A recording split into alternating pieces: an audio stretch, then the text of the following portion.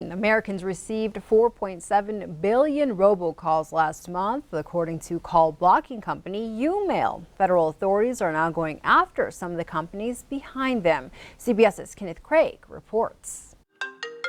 Robocalls make many of us think twice before answering the phone. Good morning. That includes Jerry Wilds. A robocaller recently claimed they could lower her credit card interest rate. She didn't accept, but says the company still tried to charge her. During that time, they called me a number of times, threatening to turn me over to collections. Wilds didn't hand over any money, but many other Americans have, losing $10.5 billion to phone scams in just a 12-month period. Our collective message to robocallers is simple. It's time to call it quits. Tuesday, the Federal Trade Commission announced a new crackdown on 3 robocall companies, hitting them with millions in fines.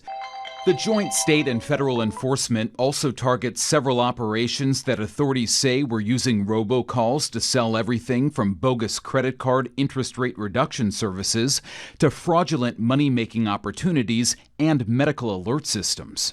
Investigators say these companies were behind about 1 billion robocalls, but some fear this action may not have much of an effect.